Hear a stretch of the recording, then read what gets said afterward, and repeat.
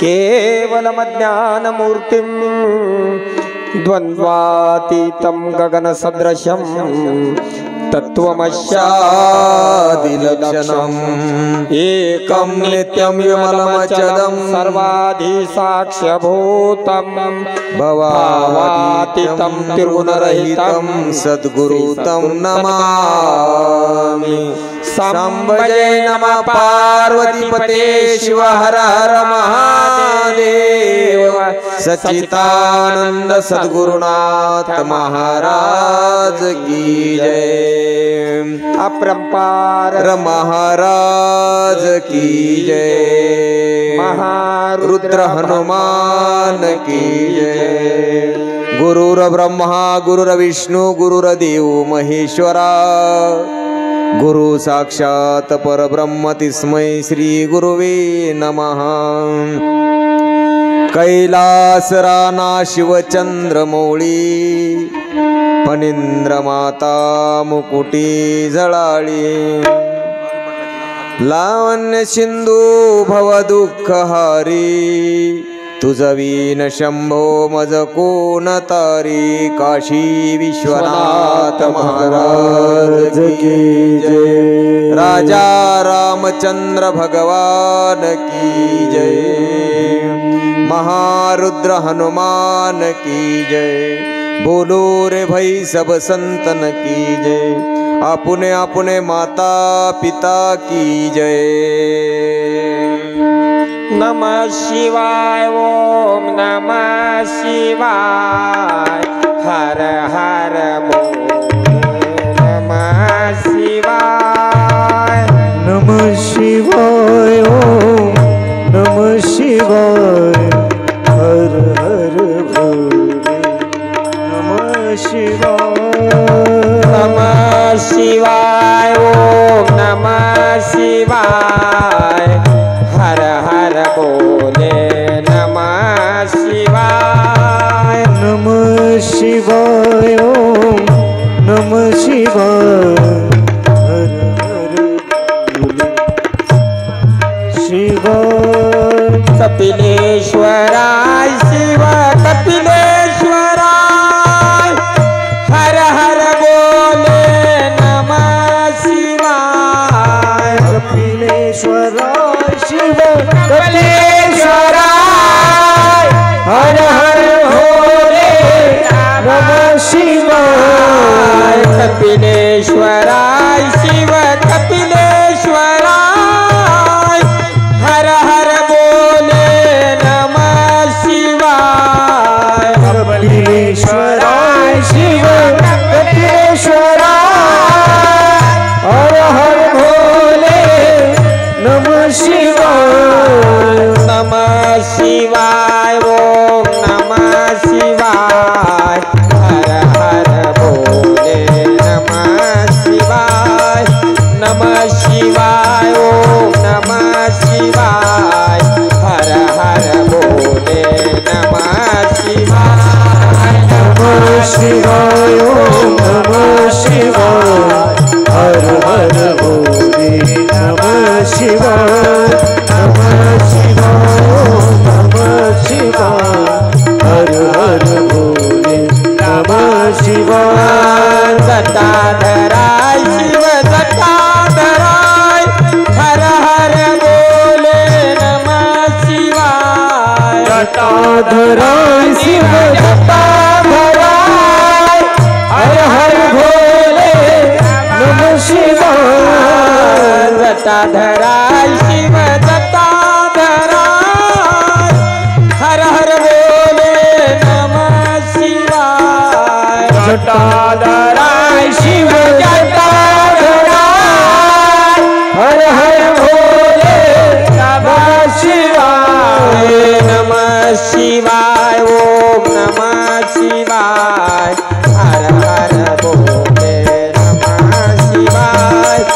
नमः शिवाय ओम नमः शिवाय हर हर बोले नमः शिवाय। नमः शिवाय ओम नमः शिवाय हर हर भोले नमः शिवाय। नमः शिवाय ओम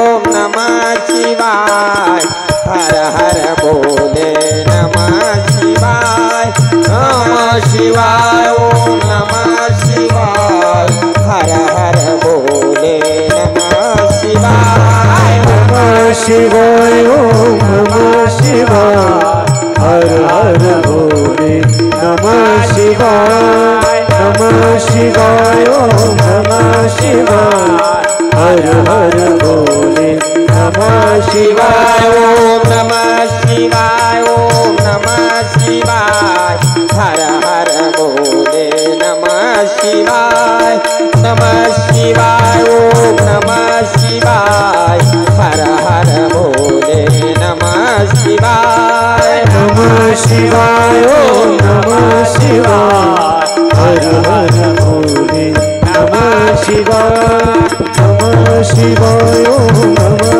शिवाय हर हर भोले नमः शिवाय शिवाय ओम नमः शिवाय हर हर भोले नमः शिवाय ओम नमः शिवाय ओम नमः शिवाय हर हर भोले नमः शिवाय नमः शिवाय ओम नमः शिवाय हर हर भोले नमः शिवाय ओम नमः शिवाय ओम नमः शिवाय हर हर भोले नमः शिवाय ओम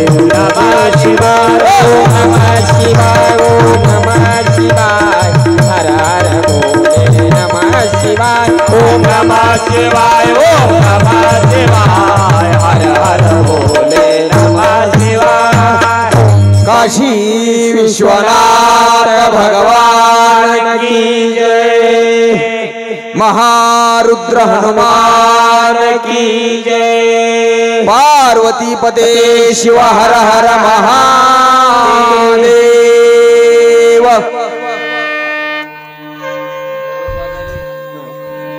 महिला मंडळ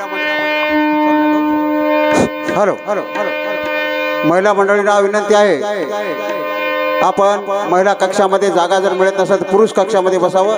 जागा उपलब्ध केलेली आहे स्टेजच्या समोर. पुरुष बसलेले आता त्या रकान्यामध्ये आपण बसून घ्या. जागा खुली आहे. इथं समोरही जागा आहे भरपूर आहे. इथं चिंतले महाराज पुढे बी जागा आहे. पदस्पर्शाने पावन झालेली ही भूमी आहे.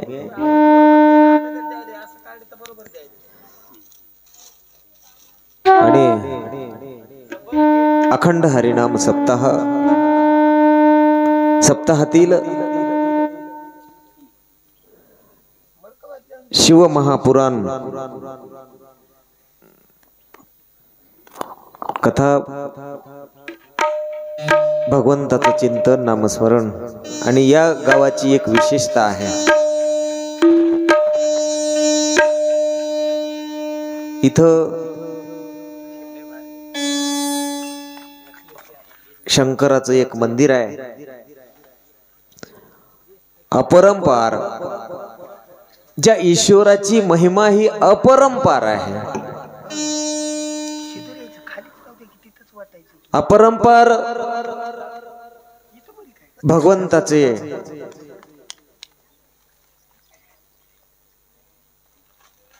पुजारी, मठाचे अधिपती असणारे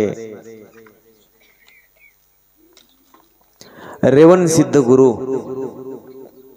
यांच्या उपस्थितीमध्ये चालत असलेला हा अखंड हरिनाम सप्ताह. आणि विशेष एवढं मोठं पद असून सुद्धा 7 दिवस महाराज सर्व काम बाजूला ठेवून या कथेला आवर्जून उपस्थित असतात. महाराजांचं मनपूर्वक आभार व्यक्त करतो. आणि गावातील सर्व गावकरी मंडळी, महिला मंडळी, सर्व माता भगिनी आपल्या प्रपंचातले सर्व काम वेळेवर आटोपून आपण सर्वजण कथेला येता त्याबद्दल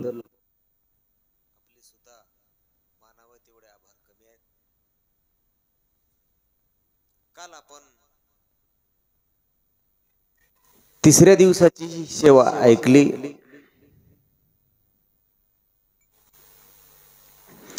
महादेवजी आणि सती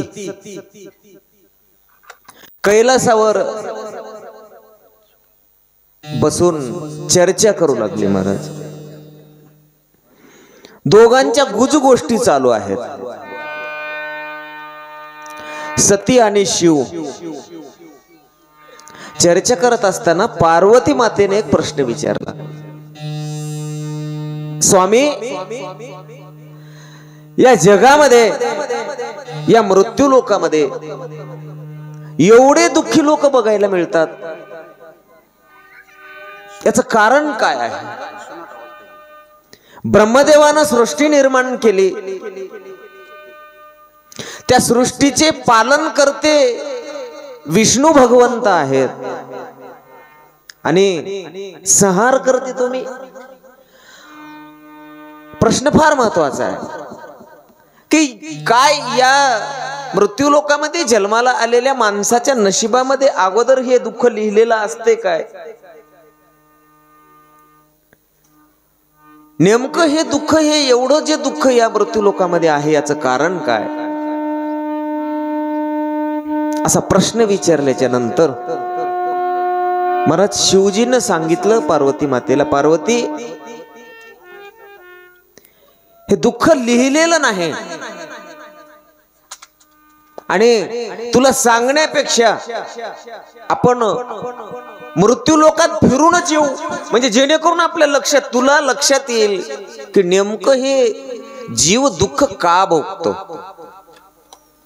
आणि पण महादेवजीनं सांगितलं, शिवजीनं एक काम कर म्हणले, ही पार्वतीची जी वेशभूषा आहे, ही सतीची जी वेशभूषा आहे, ही वेशभूषा सोडून आपण दुसरं रूप घेऊन या कर्मभूमीवर, या मृत्यू लोकामध्ये जाऊ. मीही माझी जटाजूट असणार, व्याघ्रांबर असणार, हे नंदीचं वाहन असणार, ही विभूती असणारी, हे सगळं काय करतो, बाजूला सारून दुसऱ्या रूपामध्ये आपण या मृत्यू लोकामध्ये विहार करण्याकरता जाऊ.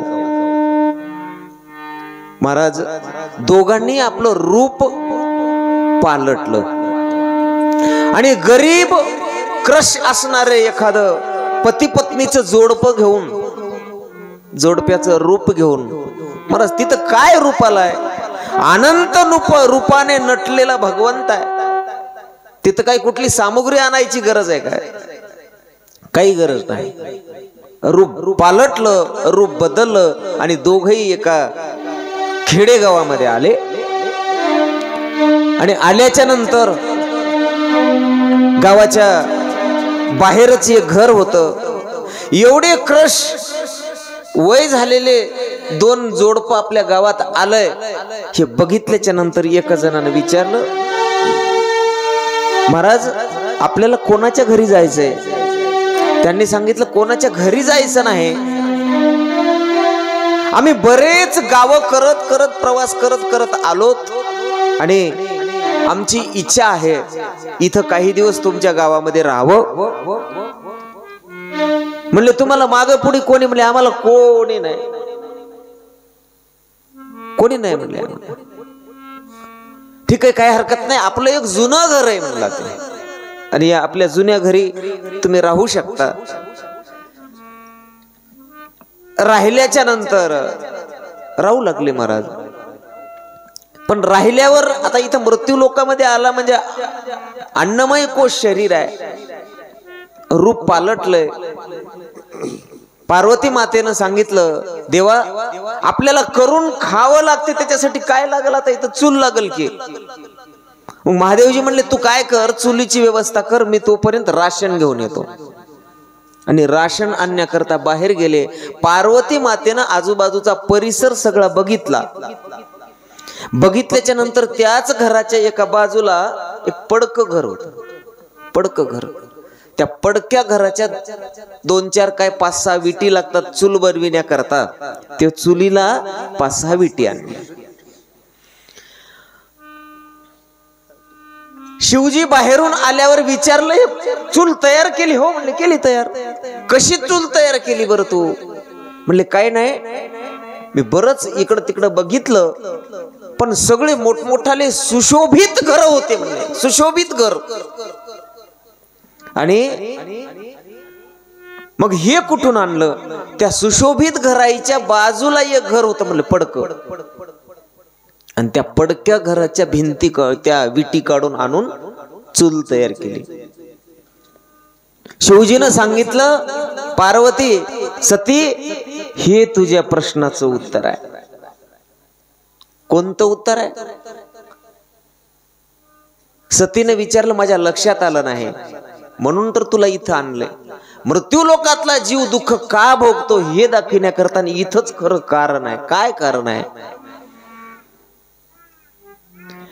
ज्या जीवानं आपलं शरीर सजवलं नाही, या शरीरातले काम, क्रोध, मद, मोह, मत्सर, दम, अहंकार ही विकार काढले नाही, ते घर पडकं आहे म्हणे. कसे? पडकं घर आहे. या शरीराला सजवायचं जर असेल, भक्तीमध्ये पारंगत करायचं असेल, याला भक्ती मार्गाला जर लावायचं असेल तर काय करावं लागेल? या शरीरातले अगोदर विकार काढावं लागतील, आणि विकार काढल्याच्या नंतर काय होईल? हे शरीर शुद्ध होईल, मन शुद्ध होईल, आणि या शरीरामध्ये मन नावाची एक वस्तू आहे.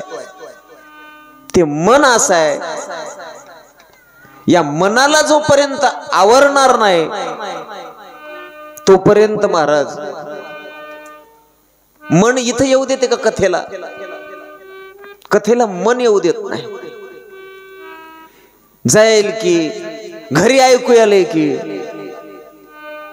तिथंच गेल्यानं काय होते? बरं आल्यावर तिथं गेल्यावर काय होते? इथं कथाच ऐकू आले की, पण इथं आल्यावर नियमामध्ये यावं लागतं महाराज. मंडपात सोपं आहे का येणं? अभिमान घ्यावे हाती, वा वा, अभिमान घ्यावे हाती, अभिमान घ्यावे हाती, हाती अभिमान घ्यावे हाती, अभिमान घ्यावे हाती, हाती अभिमान घ्यावे हाती, हाती अभिमान घ्यावे हाती, हाती अभिमान घ्यावे हाती, हाती अभिमान घ्यावे हाती, हाती अभिमान घ्यावे हाती. मग पूजा वागण पाती, मग पूजा पती अभिमान घ्यावे हाती, हाती अभिमान घ्यावे हाती, हाती अभिमान घ्यावे हाती, अभिमान घ्यावे हाती, हाती अभिमान घ्यावे हाती, हाती अभिमान घ्यावे हाती. मन इंद्रियाचा राजा,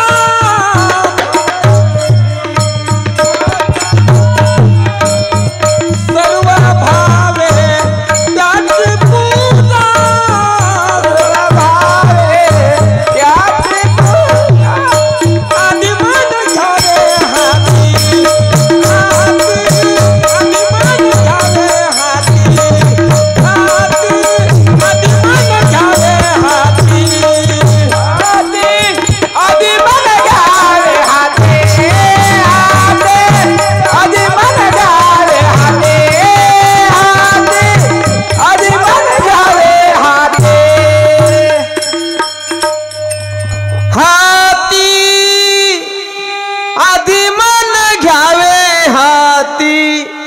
आधी काय? हातामध्ये मन घ्यावं लागतंय महाराज, मग पूजावा गणपती. आणि मन ज्याला आकळता आलं, ज्याचं मन त्याच्या ताब्यात आहे, त्याला या मंडपामध्ये येता येते. आणि ज्याचं मन ताब्यात नाही, मग ते तिकडे वट्यावर बसते. कथा काय आम्ही ऐकली नाही काय म्हणते. त्याच्या मनावर त्याला जसं बसा वाटलं तसं बसायचं. पाय लांब केला, हात लांब केला, आली तलप गुरुवर्णा केला. पण इथं नियम आहे बघा, नियम आहे. इथं बसावंच लागते, बसूनच ऐकावं लागते,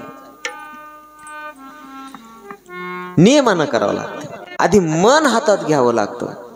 त्याच्याही अगोदर विश्वास असावा लागतो. कथेला येणं सोपं नाही महाराज, विश्वास असावा लागतो. आणि विश्वास ज्याचा आहे, आहो विश्वासाचे पोटी, आहो विश्वासाचे पोटी, आहो विश्वासाचे पोटी, आहो विश्वासाचे पोटी, आहो विश्वासाचे पोटी, आहो विश्वासाचे पोटी, आहो विश्वासाचे पोटी, आहो विश्वासाचे पोटी, लाभ होय उठा उठी, लाभ होय उठा उठी,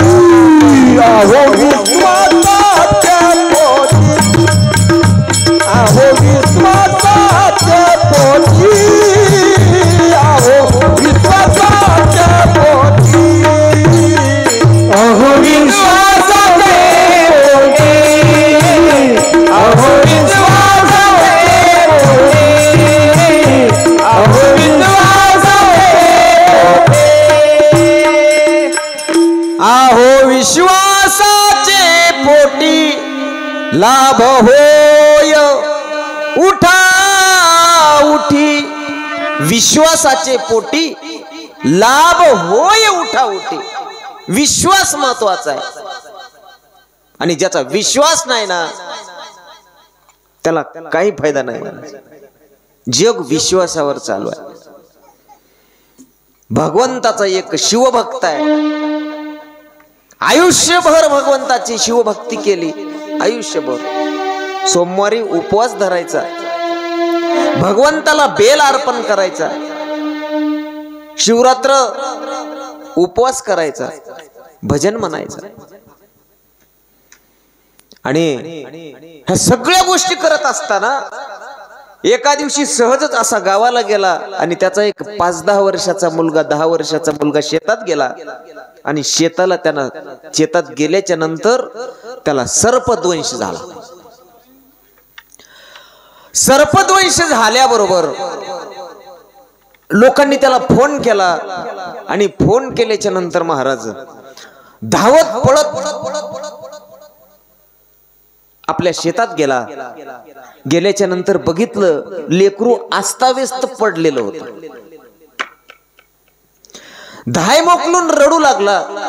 बाजूला पत्नी होती, पत्नी रडू लागली. कारण एकुलतं एक लेकरू 12-15 वर्षाला झालेलं. आणि शिवभक्त, दुःख कशाचं आहे, तो शिवभक्त आहे. आणि त्याला याच्याही पलीकडे अजून एक दुःख होतं की शिवजी गळ्यामध्ये त्यांच्या साप आहे आणि त्या सापानं माझ्या मुलाला दंश केला. याचं दुःख फार मोठं. दुःख करू लागले, विलाप करू लागले.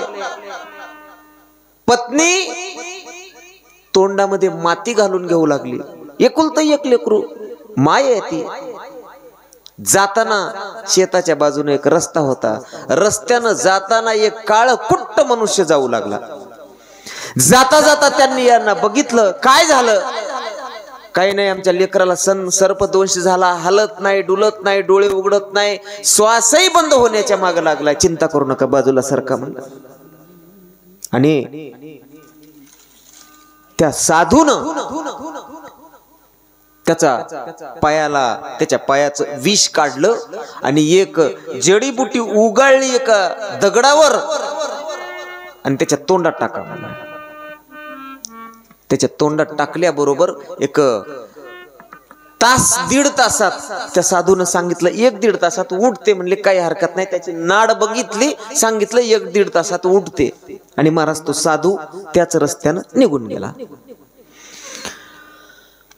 लेकरू उठलं, आनंद झाला. त्याच्या काही दिवसानंतर हे असंच बाजारला जात असताना दोन बैलाईची टक्कर लागली आणि हे टक्करीत सापडलं. सापडल्यावर तशाच पद्धतीचा एक माणूस आला आणि त्या माणसानं हाताला धरून ओढलं बाजूला. वाचला, तिथेही थोडस लागलं पण वाचला. यानं पहिलं वराडे टाळके पेरायचे लोक, त्यानं वराडे पेरलं. गावात कोणाचाच वराडे आला नाही, महाराज टाळक्याच आला नाही. त्यावेळेस पहिलं काही टाळके जास्त होत नव्हते, वराडे टाळके मोठ्या जेवाऱ्या. महाराज जेवारीची एक कला आहे, आठवलं म्हणून पुढं पुढं. पहिलं लोक टाळकी जेवारी खात होते आणि पहिले लोक वाकत होते. वाकायचे लोक पहिले. ते टाळक्याच्या कणसाची एक फार मोठी गंमत आहे. कधी कधी एखाद्या गोष्टीकडे लक्षच द्यावं वाटते महाराज. ते टाळक्याचं झाड कमी पाण्यात उंच वाढते आणि वर गेल्याच्या नंतर ज्यावेळेस त्याचं निसवते त्यावेळेस ते जमिनीकडे झुकते. ज्ञानेश्वर माऊलीनं फार सुंदर एक ओवी लिहिली महाराज ज्ञानेश्वरी. फळलिया तरुची शाखा सहज जमीसी उतरे देखा तैसी जीव मात्रा शेखा खालावती जे फळलिया तरुची शाखा. ज्यावेळेस एखाद्या झाडाच्या फांदीला फळं लागतात त्यावेळेस ते झाडाची फांदी खालच्या बाजूने झुकते आणि त्या झाडाखाली नको म्हणलं तरी लोक जातात. का तर त्या झाडाला फळं लागलेत. म्हणून माणसाच्या जीवनामध्ये कधीतरी त्याला फळं यावं. कधीतरी फळ कशाचं यावं? नम्रतेचं फळ यावं. आता गंमत तीच आहे. आजच्या कथेमध्ये तेच मोठी विशेषता आहे. नम्रता सतीच्या अंगात आलीच नाही. म्हणून हे जे आज लग्नाचा विधी आहे की नाही, दोन प्रसंग येतात, एक दुःखाचा आणि एक सुखाचा.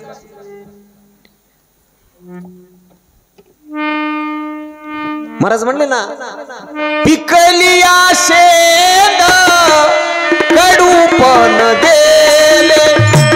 पिकलिया शेंद कडूपण देले. पिकलिया शेंद कडूपण देले. पिकलिया शेंद कडूपण देले. ऐसे नाम केले, तैसे नाम केले जपता हारी. पिकलिया शेंद कडूपण देले. पिकलिया शेंद कडूपण देले. पिकलिया शेंद कडूपण देले. पिकलिया शेंद कडूपण देले. पिकलिया शेंद कडूपण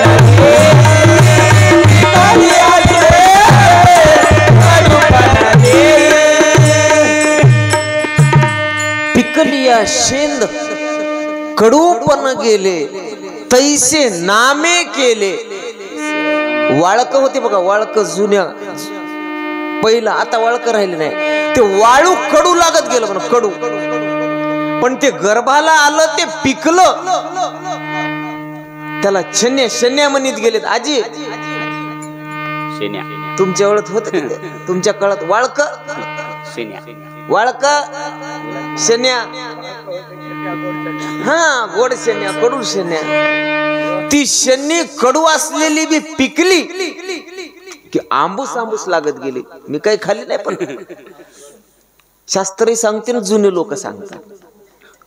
तसं माणसाचं हो म्हणा. तसं कसं हो? त्यानं गोड गोड होत राहावं. जसं जसं वय वाढत गेलं की नाही, तसं तसं त्यानं गोड हो. आणि कडू राहिलं, कडू राहिलं की मग लय कडू आहे र म्हणतात त्याला. म्हणून गोड होत गेलं पाहिजे. मग गोड कधी होते माणूस? त्याचा एकतर विश्वास असावा देवावर, कारण आणि शास्त्रावर विश्वास असावा, संताच्या मतावर विश्वास असावा, तेव्हा माणूस गोड होते. महाराज, त्या शेतकऱ्यानं वराडे पेरला, ते आपलं राहूनच गेलं. ते टाळक्या खाल्ल्यावर पहिले लोक वाकत होते बघा, ते कुठेही वागतात, आताही वागतात लोक. त्याच्यानंतर हायब्रिड आला, हायब्रिड. ते कमर इतकंच वाढते, लईतले 2.5 फूटच वाढते, पण ते वाकत नाही, ते थाटच राहते वरी.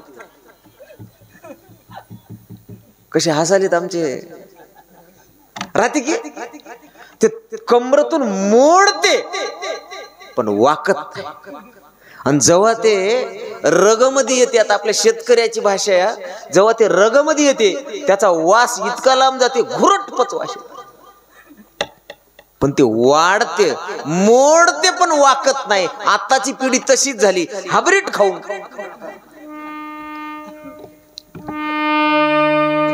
हायब्रिड खाऊन. आम्ही एकाच्या घरी गेलो, तुमचं गाव सोडून बरं, दुसऱ्या गावातलं सांग, दुसऱ्या, आणि त्याला तुमच्या इथलं सांगतो, तिसरं गाव आणू तरी कुठून. गावात गेलो, लेकरू एक 7-8 वर्षाचं, आणि त्याची आई त्याची असं मान दाबायली पायावर. आता ते लेकरू पायाच पडणार, त्याला माहितच नाही वाकायचं. त्याला अशी त्याची मान खाली दाबायली, ते नाहीच म्हणाले. 2 लगावले, त्याच्या मम्मीनं त्याला 2 हाणल्या. मी म्हटलं मारू नका, मारू नका. म्हणून मारल्या? महाराज पायच पडणार आले. म्हणलं नका, मारू नका. तेवढे त्याचे पप्पा आले, त्याचे वडील आले, त्याने म्हणले पाय पड. ते लेकरू असं बघायला, त्या वडिलाने 2 हाणले. वा, मी म्हणलं मारू नका की, कमून मारायला? पाया पडणं हलय म्हणलं, अशी संस्कृती असती का? मी म्हणलं नाही नाही नका, काही हरकत नाही, पाया पडायची काय गरज नाही. तोपर्यंत मग पाणी हे ते झालं की, मग मी म्हणलं आता एक काम करा, अगोदर तुम्ही दोघं पाया पडा.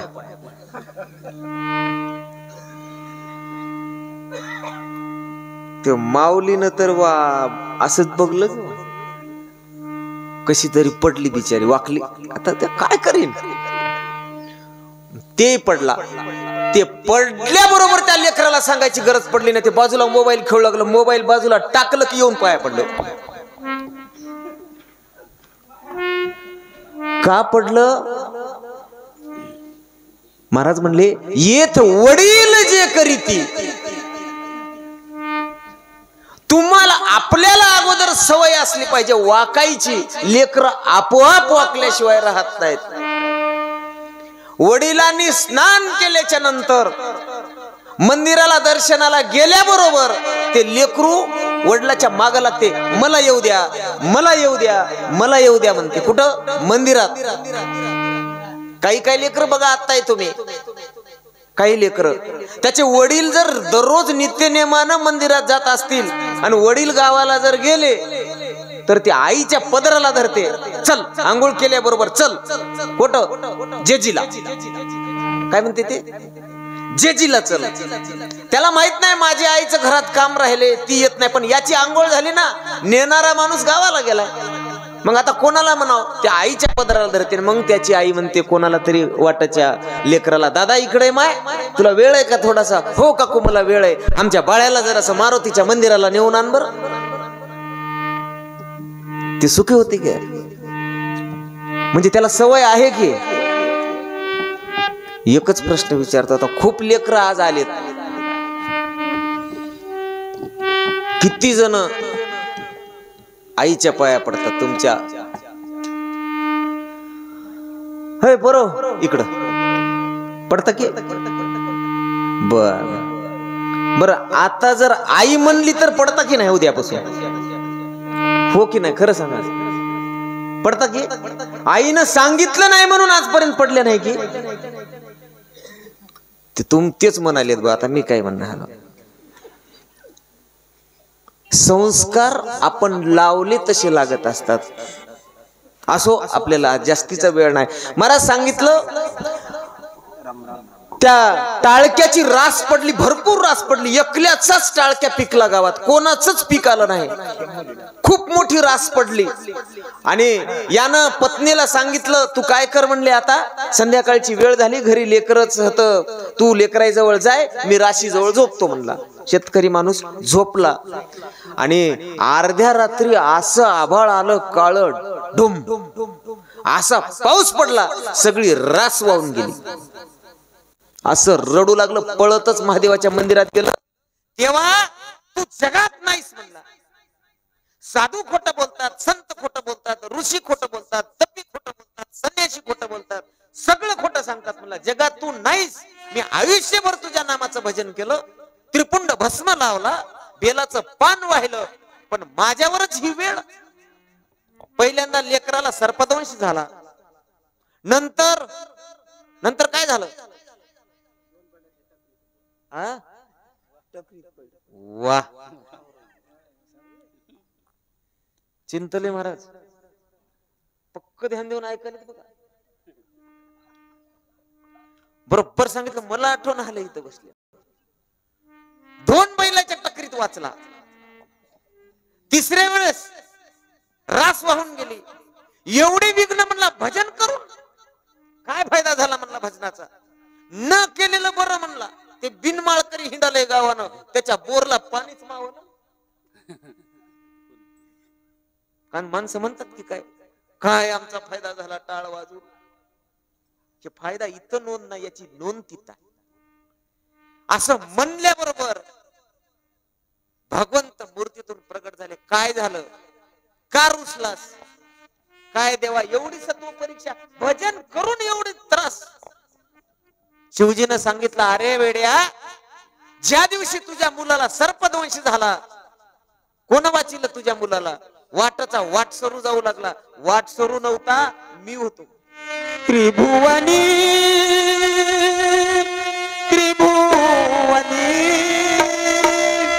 उधार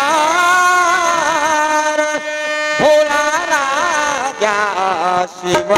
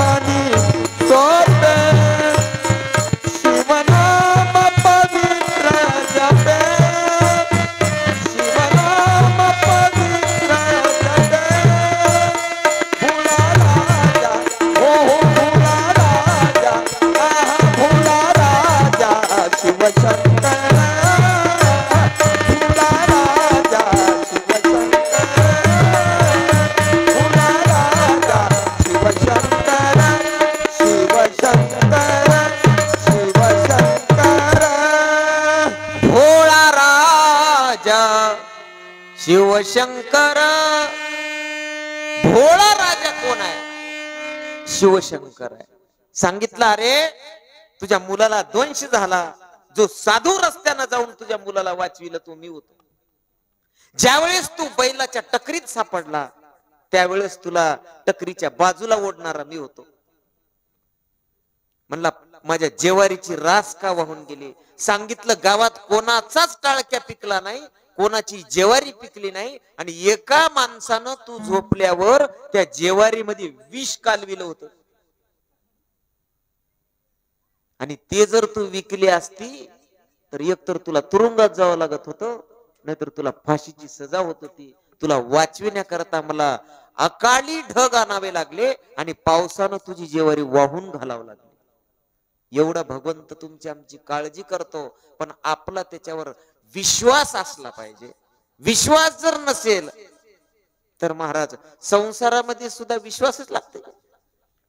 एखाद्या माणसाचं भांडण झालं, बाहेर दिवसभर शेतात कामाला गेला आणि संध्याकाळी आला, पत्नी स्वयंपाक करू लागली. एखादा माणूस म्हणते का आतापर्यंत कोणी? मला तर नाही बघण्यात आलं बा की आधी तू 2 घास खाय, आपल्या दोघांचं सकाळी भांडण झालं, याच्यात जर तू विष कालविला असलं तर मी मरून जाईल, असं झालंय? झालंय काय? नाही झालं ना. का? कारण त्याला विश्वास आहे किती जरी भांडण झालं तरी हे भांडण संसारातलं आहे, भांड्याला भांड लागते, त्याला भांडण म्हणतात, आणि ते विसरून जायचं असते. म्हणून भगवंतावर ज्याचा विश्वास आहे त्याचं नक्की भलं झाल्याशिवाय राहत नाही. आज आपल्या समोर आमचे ज्यांनी युट्यूबच्या माध्यमातून आज 4-5 वर्षापासून आमचे बरेच कार्यक्रम त्यांनी शूट केले, आणि आता प्रसार माध्यमाचा काळ आहे. आता कोणता महाराज कीर्तनकार सांगायचं म्हणलं की अगोदर म्हणायचं युट्यूबला बघा,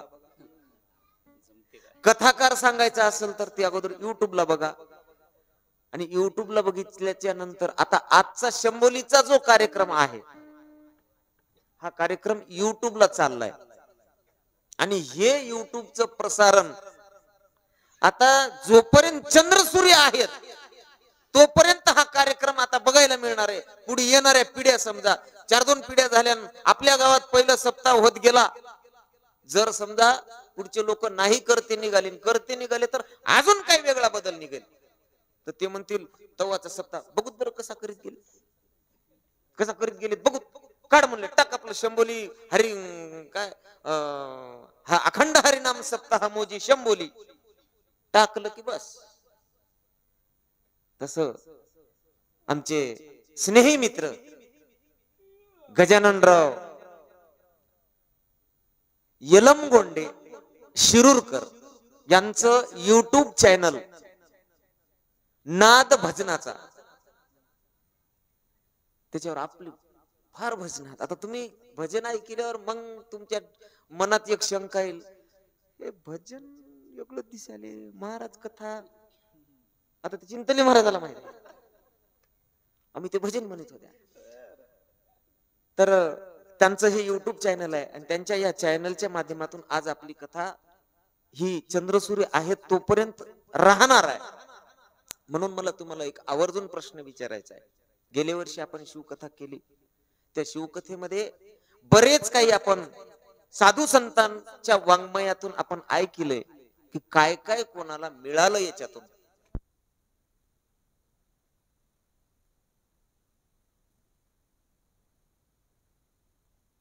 नमः शिवाय, ओम नमः शिवाय,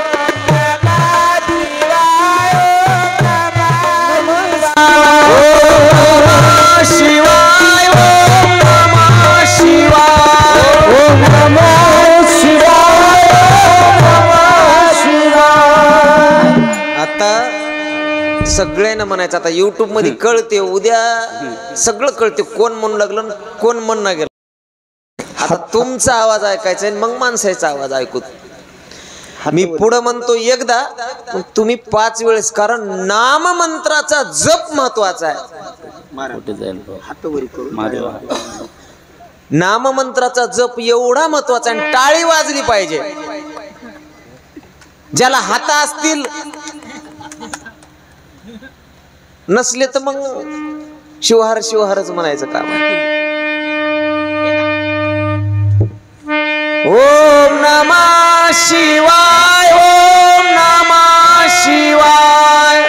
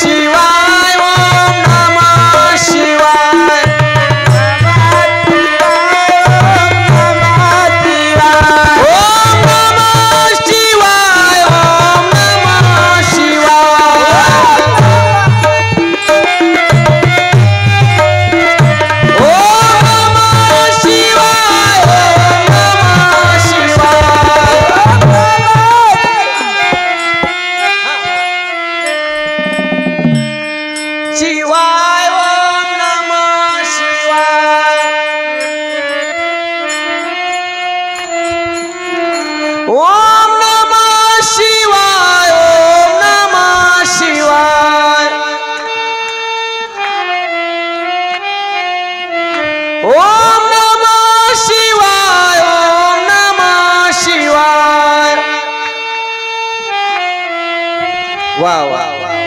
ओम नमः शिवाय, नमः शिवाय, नमः शिवाय, नमः शिवाय, नमः शिवाय, नमः शिवाय, नमः शिवाय, नमः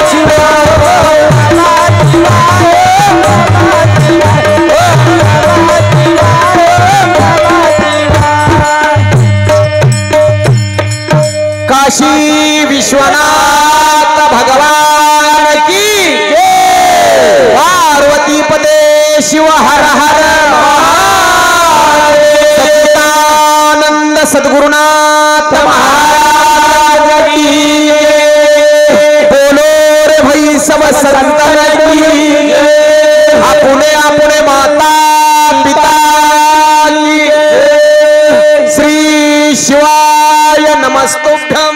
श्री शिवाय नमस्तुभ्यं.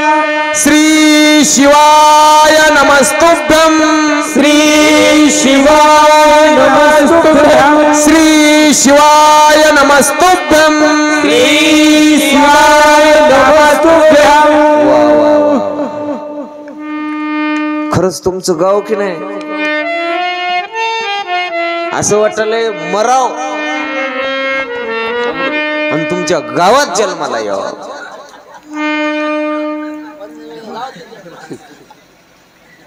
नाही ते येऊन राहणं वेगळं, ते उसणं होती. तेव्हा आधार कार्ड मतदान कार्ड यायला लई वेळ लागते. इथं जन्मलं की तानच नाही. असं महाराज भगवंत तुमच्या आमच्यावर प्रेम करणारा आहे. अजून एक गोष्ट बोलून जातो. गेल्या वर्षी आपण शिव महापुराण कथा ऐकली. 7 दिवस आणि तुम्हाला सांगू व्रतस्थ असून व्रत असलं पाहिजे. व्रत असल्याशिवाय सांगणाराला आणि ऐकणाराला काही महत्व नाही. तुम्हाला ज्या दिवशी मी कथा तुमच्या गावामध्ये कथेला प्रारंभ होतो 7 दिवस माझा उपवास असते. 7 दिवस उपवास असते आणि 7 दिवसात या व्यासपीठावर बसतो. संतांनी सांगितलेला ग्रंथ तुमच्यापर्यंत सांगतो. त्याच्यामध्ये कसा विधी सांगितलाय तेही काही विधी सांगण्यात येते. पण या ग्रंथावर ठेवलेल्या बेलापासून तुमच्या गावात आलं त्या दिवशी पासून हे माझ्या सांगण्याचं महत्व नाही महाराज. साक्षात शंकराची कृपा आहे. ती केलेली तुमच्यावरची कृपा आहे. आणि माणसं इथंच आपलं चुकते. देव आपल्याला दिलं ना देवानं, मग सांगायला हरकत आहे का? आपण सांगतो का? मिळालेलं जपून सांगायचं, लपून, आणि दुःख झालेलं उघड्यावर सांगायचं असं नाही. जे काही मिळालंय ना स्वाभिमानानं आणि मोठ्या हिमतीनं सांगितलं पाहिजे. आणि ते सांगितल्याच्या नंतर शास्त्रावर ज्या कोण्या लोकांचा विश्वास नाही ना त्याचा विश्वास दृढ होतो महाराज. म्हणून आता काही कथा आपल्याला फार जास्त आज वेळ घ्यायचा नाही, कारण तिकडं नवरदेव नवरी तयार होऊन बसलीत की व्हायलीत ना. बरं, हा, नाहीतर मग ते तर ते फार अवघड होते काम. महाराज आजची कथा कल्पभेदाची कथा आहे. कल्पभेद म्हणजे एका कल्पामध्ये भेद झाला. भेद कसा झाला? त्रेताळ युगामधली गोष्ट आहे. पण त्रेताळ युगाच्या गोष्टीमध्ये रामचंद्र प्रभूची आणि शिवशंकराची भेट झाली कशी, याला कल्पभेद म्हणतात. म्हणून एक दोहा आहे.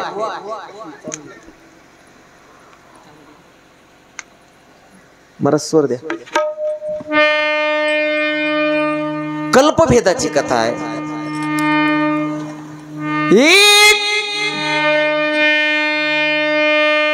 महाराज म्हणले कल्पभेदाची कथा आहे. त्या कल्पात भेद कसा झाला?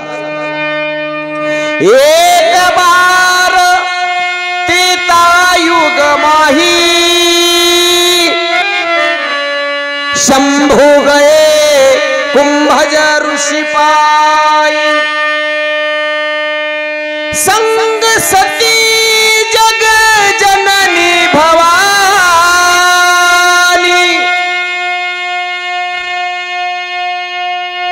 पूजहु सज अखिलेश कुमारी.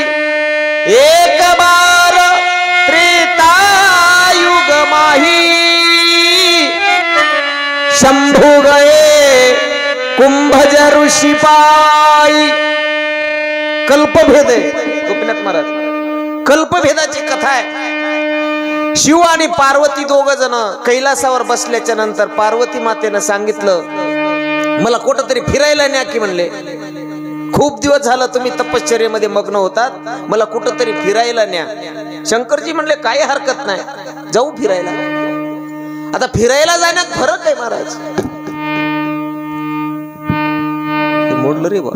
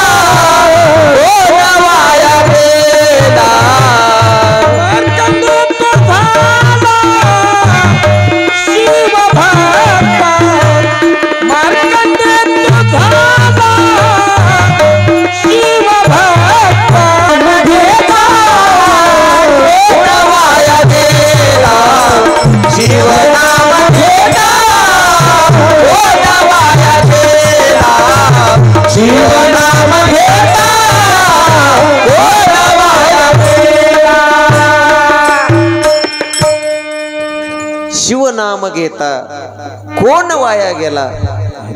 कोणी वाया गेला नाही महाराज. ज्याच्या शिवनामाची नोंद झाली ना बस ती कामालाच येणार. पार्वती मातेनं सतीनं विचारलं शिवजीला चला फिरायला जाऊ कुठं तरी. आता फिरायला जायचं तर नेमकं म्हणली कोणाला? शिवजीला. शिवजी म्हणले चला काय हरकत नाही जाऊ फिरायला. फिरायला जाऊत म्हणल्यावर निघाले दोघं. कुठं निघाले? कुंभज ऋषीच्या आश्रमामध्ये. कुंभज ऋषीच्या आश्रमामध्ये रामकथा चालू होती. सर्व साधू संत त्या अरण्यामधले सगळेजण त्या कुंभज ऋषीच्या आश्रमामध्ये कथा श्रवण करू लागले आणि तिथं महादेवजीनं त्या सतीला घेऊन गेले. आता सतीला जातानाच कळालं ज्या कुंभज ऋषी जवळ कथा ऐकायला जायचे. कुंभ म्हणजे छोटा, कुंभ म्हणजे, आणि भगवंत कसे, शिव परमात्मा कसे आहेत, विशाल आहेत. कुंभ म्हणजे छोट. तिनं भेद केला. भेद झाल्याच्या नंतर जीवन बदलते हे सांगायचं. आणि ज्यावेळेस कुंभज ऋषीनं बघितलं शिव परमात्मा शिव सती दोघ जण आलेले बघितल्या बरोबर कुंभज ऋषी सिंहासनावर उठले आणि समोर गेले. आज भाग्य उदय आले, आज माझं भाग्य उदयाला आलं. पार्वतीनं पटकन उचललं. तुम्हाला म्हणलो की म्हणली कथा ऐकायला चल नका, तुम्ही देव आदी देव महादेवा, तुम्ही कथा ऐकायला येणं. उठला की नाही म्हणले आता हे सिंहासनावर आणि लागलं तुमची स्तुती करा. आता काय कथा? महादेवजी म्हणले थांब थांब गडबड करू, ऐकून तर घेते काय म्हणाला. महाराज कुंभज ऋषीनं महादेवाचं स्वागत केलं पण धन्यता गुरुला दिली.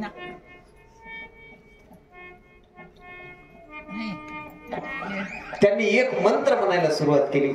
गुरुर ब्रह्मा गुरुर विष्णू गुरुर देव महेश्वरा गुरु साक्षात परब्रह्म तस्मै श्री गुरुवे नमः. कुंभज ऋषी म्हणले मी आज भाग्यवान झालो, माझ्या जीवनाचं आज सार्थक झालं. का सार्थक झालं? माझ्या डोक्यावर ज्या गुरुनं हस्त ठेवला, ज्यानं मला आशीर्वाद दिला, ज्यानं मला सांगितलं तुला ईश्वराची भेट होईल, आणि त्या गुरुच्या पावन हस्तामुळं त्याच्या कृपा आशीर्वादामुळं महाराज मला तुमची भेट झाली म्हणून नतमस्तक झाला. महादेवजी पार्वतीला म्हणले बघ, तुला वाटलं आपण कथेला आलो म्हणून याला आनंद झाला नाही, याला गुरु चांगला मिळाला आणि गुरुच्या शिक्षणामुळं आज इथं व्यासपीठावर आम्ही बसलो. कशामुळं? गुरुचं सानिध्य लाभलं, गुरुनं कृपाहस्त डोक्यावर ठेवला.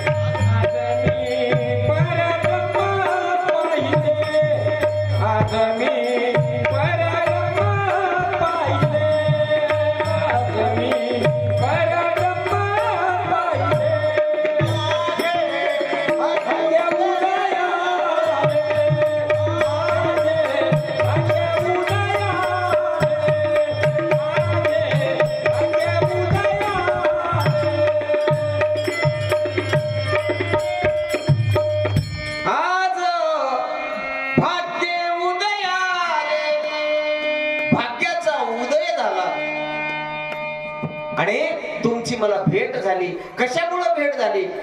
एखादा वक्ता मी श्रेष्ठ आहे म्हणून तुम्ही आला नाहीत, माझ्या डोक्यावर माझ्या गुरुनं हात ठेवला म्हणून मला तुमची भेट झाली. देवाआदी देव शिव पार्वतीची मला भेट झाली. महादेवजीने सांगितलं बघ पार्वती, हे आपलं मोठेपणच करणं झालंय, याच्या दृष्टीने आपण कोणी नाही. आपण जरी याला भेट दिली असेल